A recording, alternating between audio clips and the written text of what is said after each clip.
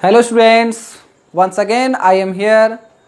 आशा करता हूँ इस चैनल से आप सबको बहुत सारा एडवांटेज मिल रहा है। तो टाइम को बिना वेस्ट किए चलिए हम लोग टॉपिक पर चलते हैं।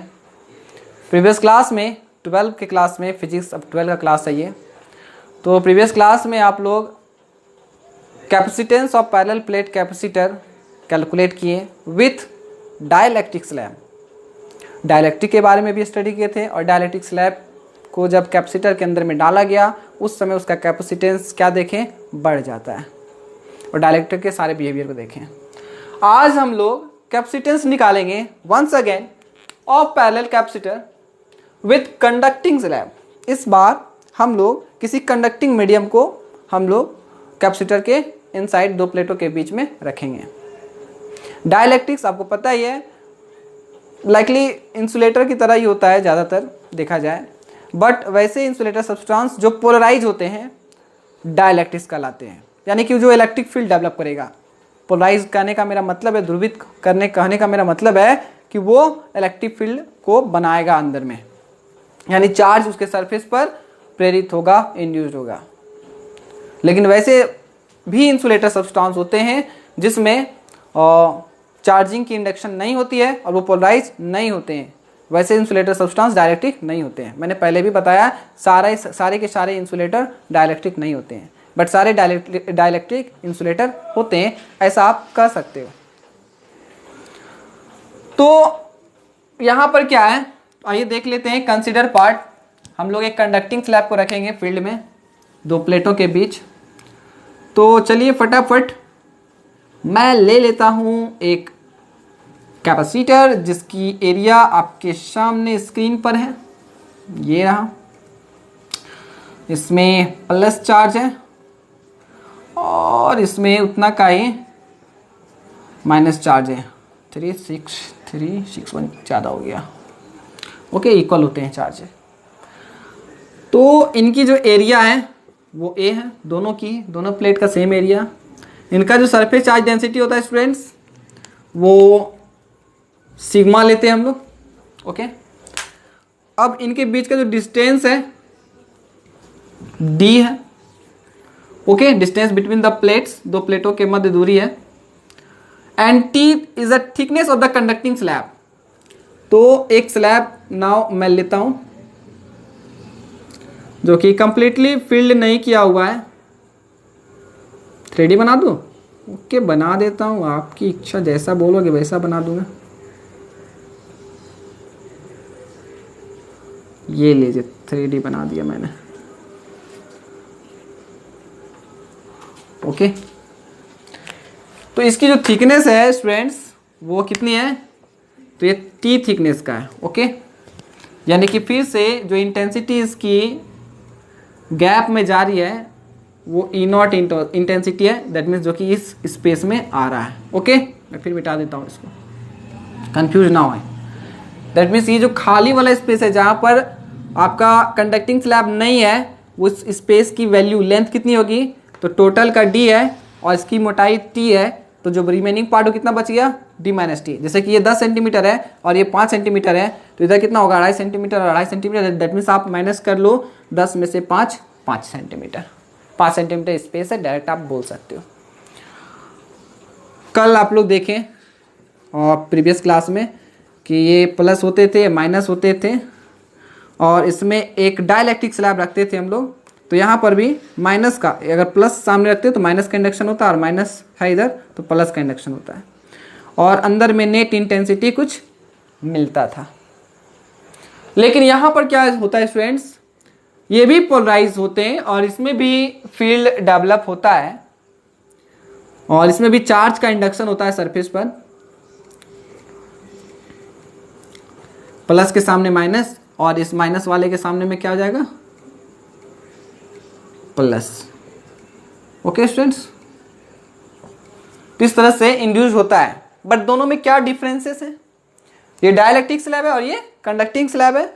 तो कंडक्टिंग स्लैब में क्या होता है कि चार्ज का इंडक्शन जो होता है वो उतना ही होता है जितना कि हमारे प्लेट्स पर पॉजिटिव चार्ज प्रेजेंट होते हैं, उतना ही नेगेटिव चार्ज यहाँ इंड्यूस होगा।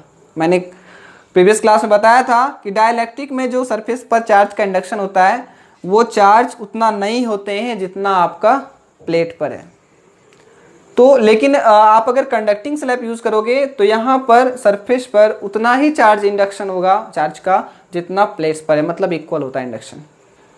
तो ऐसे में इस कंडक्टिंग स्लैब में एक इंटेंसिटी पोलराइज तो हो गया ना, पॉजिटिव चार्ज इधर हो गया, नेगेटिव चार्ज इधर इकट्ठा हो गया। तो ऐसे में यहाँ पर पोलराइजेशन इंटेंसिटी इस साइड डेवलप हो जाती है प्लस से माइनस, और ये मेरा नेट इंटेंसिटी इस प्लेट का किधर है तो उस साइड है। तो नेट इंटेंसिटी कितना होगा, तो कंडक्टिंग स्लैब के सिचुएशन में ई नॉट और पोलराइजेशन इंटेंसिटी ये इक्वल एंड अपोजिट होते हैं स्टूडेंट्स, देख सकते हो आप, ये E P is equal and opposite to the E naught, क्योंकि यहाँ भी उतना ही चार्ज, इतना पॉजिटिव चार्ज, जितना नेगेटिव उतना ही नेगेटिव। तो ऐसे में नेट इंटेंसिटी इनसाइड कितना हो जाएगा, तो ई नॉट में से पी करोगे माइनस करोगे ई पी को, तो इंटेंसिटी क्या मिलेगा, जीरो। यानी आप एक बात याद रखना कि कोई भी कंडक्टर को अगर यूनिफॉर्म इलेक्ट्रिक फील्ड में रखते हैं तो उस कंडक्टर के अंदर में इंटेंसिटी कितना होता है, जीरो। इसके अंदर में चार्ज कितना होगा, जीरो। चार्ज पाया ही नहीं जाता है अगर खोखला होगा तो इंटेंसिटी खोखला हो चाहे जो भी हो, सॉलिड हो, इंटेंसिटी फिक्स है, जीरो होगा। क्या होगा, जीरो। लेकिन यहाँ पर क्या होता था, चूंकि उतना इंडक्शन नहीं होता था तो ईपी और ये ई नॉट होते थे, तो ई नॉट में से ईपी को माइनस करते थे, तो इस डायरेक्शन में हमें नेट इंटेंसिटी ई नॉट बड़ा होता था हमेशा। इस सिचुएशन में हमेशा याद रखना ई नॉट ग्रेटर देन होता है ईपी से, लेकिन इस सिचुएशन में ई नॉट का मैग्नीट्यूड ईपी के मैग्नीट्यूड के क्या होता है स्टूडेंट्स, बराबर होता है। ओके, तो ये कंसेप्ट आपको दिमाग में रखना है, तो ही आप दोनों को डिफरेंस कर पाओगे। ओके, यानी कि क्या देखें कि कंडक्टिंग स्लैब के अंदर में इंटेंसिटी नहीं होता है और डाइलेक्ट्रिक स्लैब के अंदर में नेट इंटेंसिटी कुछ अप्लाइड फील्ड का बच जाता है।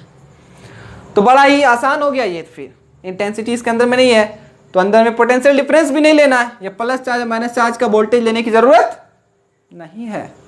वहां लेना पड़ा था, दोनों वोल्टेज को ऐड करना पड़ा था। डाइलेक्ट्रिक वाला में हम लोग को बीपी प्लस बी नॉट करना पड़ा था, बट यहां आपको करने की जरूरत नहीं है। तो चलिए, जब कंडक्टिंग स्लैब नहीं था, देखिए यहां पर लिखा मैंने capacitance of the capacitor without slab, उस समय उसकी कैपेसिटेंस क्या होगी, उस समय कैपेसिटेंस को जब मीडियम नहीं था अंदर में तो सी नॉट माना मैंने, और इसकी वैल्यू हम लोग निकाल चुके हैं students, epsilon naught A by में डी, इसको बोल दे इक्वेशन 1। करना क्या है, तो वही खेल करेंगे, पोटेंशियल डिफरेंस निकालेंगे, भी निकल जाएगा मेरा, समझो capacitance C equal to Q by में भी के फॉर्मूले में रख देंगे, आंसर हो जाएगा। तो नाउ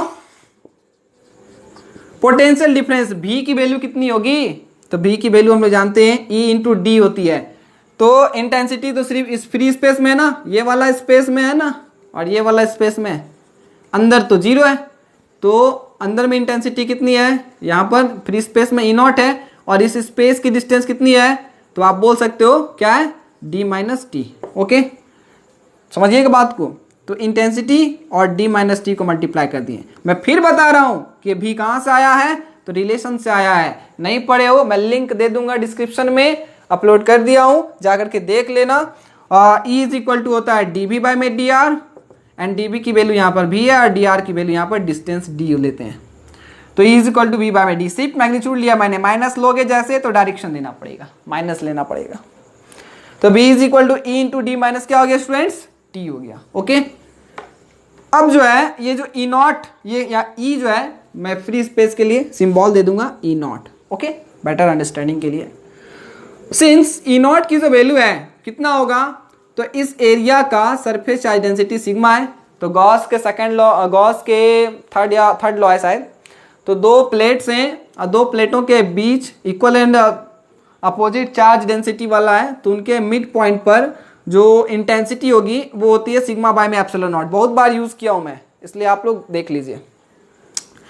तो E naught is equal to sigma by में एप्सिलॉन नॉट, देयरफॉर भी हमारा क्या हो जाएगा। अच्छा, एक और काम कर लेते हैं ना, मान लो एरिया के फॉर्म में दिया, यहाँ पर एरिया के फॉर्म में लिए ना, तो सिग्मा को एरिया के फॉर्म में बदल दिया जाए, मतलब चार्ज और एरिया के फॉर्म में।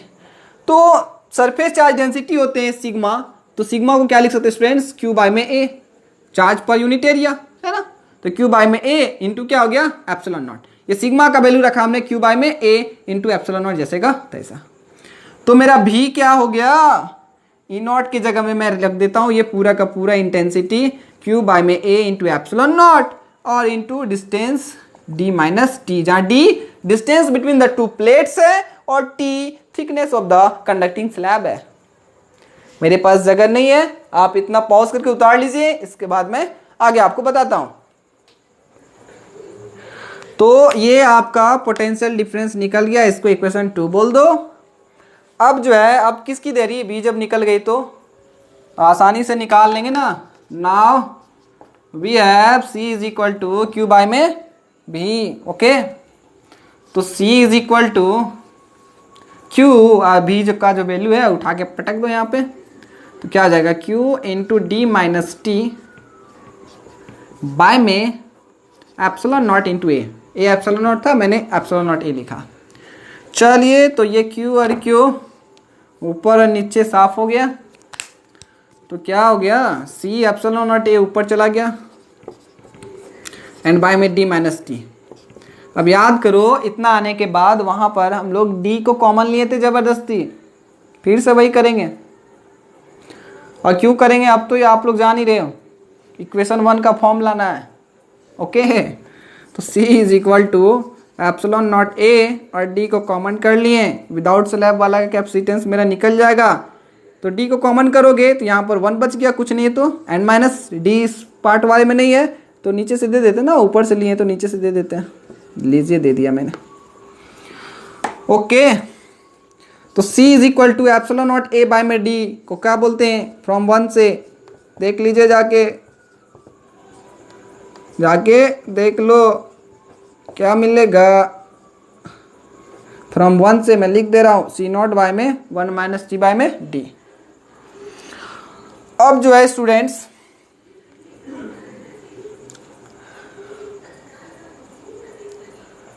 ये तो इतना हो गया।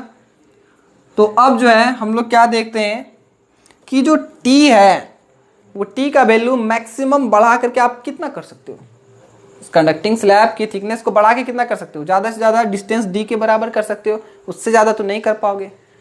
तो ये तो आपका आ गया, यहाँ से आप कैपेसिटेंस निकाल सकते हो। तो स्पेशल केस देख लीजिए, केस तो बनता है फिजिक्स में, आइए केस ठोकते हैं। मान लो कि इफ t बराबर d हो गया, क्या हो गया स्टूडेंट्स, t बराबर d हो गया, तो t बराबर d हो गया तो c इज इक्वल टू क्या हो जाएगा, c naught 1 minus D by में d and c is equal to c naught d by में d का वैल्यू कट जाएगा ना, कैंसिल हो जाएगा ना, काट देना, बोलोगे तो काट देंगे, लो काट दिए, 1 आ गया, कुछ नहीं बचा यानी कि 1। और ये 1 माइनस 1 अब हो जाएगा यहाँ पर, तो क्या आ जाएगा 0 और समथिंग बटा 0 यानी कि क्या आ जाएगा इन्फिनिटी। तो याद रखना, ये पहला सिचुएशन मैंने बतलाया कि अगर थिकनेस पूरा का पूरा d के बराबर हो जाए तो जो कैपेसिटेंस बढ़ करके कितना हो जाएगा, इन्फिनिटी, बहुत बड़ा डिस्कैपेसिटेंस हो जाएगा। एक और बात बता देते हैं स्टूडेंट्स, क्या है वो, तो मान लो इस इक्वेशन को देखना है, एक जो है ना, इसको इक्वेशन 3 बोल दो, क्या बोलो, equation 3, this is the, now this is the equation 3 and if क्या आप इस सिचुएशन में देखिए लो 1 माइनस टी बाई डी, इसका वैल्यू आप बताओ कितना आएगा, 1 से बड़ा आएगा या 1 से छोटा आएगा। तो देखो t का वैल्यू हमेशा d से छोटा होगा या तो d के बराबर होगा, d से कभी भी बड़ा होगा क्या, अरे d से कैसे बड़ा करोगे, इसी पर तो प्लेटवा रखना है, यही स्लैबा पर तो प्लेटवा को दबाना है हमको। तो t या तो d के बराबर होगा या उससे क्या होगा, छोटा होगा। यानी मान लो बराबर हुआ तो देख लो नीचे वाला पूरा 0 हो गया, ठीक है, 0 हो गया मतलब 1 से छोटा है। और अगर ये छोटा हुआ तो ये वैल्यू छोटा है, और छोटा को अगर बड़ा से, d अगर बड़ा है, बड़ा से डिवाइड करेंगे, दैट मीन्स आप बोल सकते हो t always less than equal to d होगा, कंडीशन है यही। तो उस सिचुएशन में अगर ये छोटा और ये बड़ा है तो छोटा वैल्यू को बड़ा वैल्यू से डिवाइड करेंगे तो r छोटा हो जाएगा, तो और स्मॉल हो जाएगा, और 1 में से उस स्मॉल पार्ट को घटाएंगे तो 1 से छोटे नहीं मिलेगा। तो तो ये वाला वैल्यू जो है ऑलवेज लेस देन क्या मिलने वाला है 1। तो आप फ्रॉम 3 कंपेयर करिए। ऑन कंपेयरिंग फ्रॉम 3 क्या देखते हैं, c is equal to C naught 1 minus T by T. तो ये वाला वैल्यू अगर 1 से ऑलवेज स्मॉल है, अगर 1 से हमेशा छोटा होगा, यानी नीचे का वैल्यू छोटा होगा, यानी ये वाला वैल्यू क्या होगा, ये कम हुआ, ये लेस हुआ, तो ये क्या हुआ, मोर हुआ। इन्वर्सली ये देख रहे हो, रेसिप्रोकल है, तो ये वैल्यू कम होता है, तो ये वैल्यू क्या होता है, ज़्यादा होता है। तो हमेशा याद रखिएगा c ग्रेटर देन क्या आ जाएगा, c नॉट। अगर इतना का वैल्यू 1 से छोटा जो कि होगा ही, तो c is always greater than c not. यानी क्या देखें कि क्या कंडक्टिंग स्लैब भी अगर डाल देते हैं कैपेसिटर के दो प्लेटों के बीच में, तो कैपेसिटेंस फिर से बढ़ जाता है। और अगर थिकनेस के बराबर हो गया, थिकनेस अगर डिस्टेंस के बराबर हो गया, तो कैपेसिटेंस इन्फिनिट है। बात समझ में आ गई? तो चलिए इसको कॉपी कर लीजिए और आज रहने दीजिए। कल हम लोग कुछ न्यूमेरिकल्स दे देते हैं स्टूडेंट्स, ठीक है। अच्छा देखते हैं इसको, पहले आप कॉपी नोट डाउन कीजिए। चलिए स्टूडेंट्स, तो एक एग्जाम्पल दे देते हैं, और वो एग्जाम्पल दरअसल आप लोगों को बनाना है और कमेंट सेक्शन में डालना है इसका आंसर।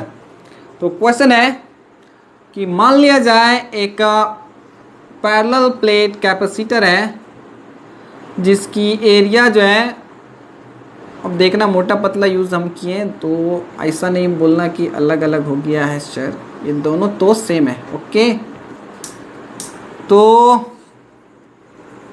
2 प्लेट्स हो गए, दोनों पे चार्ज है, और इसके बीच में एगो कंडक्टिंग स्लैब हम यूज कर लिए हैं।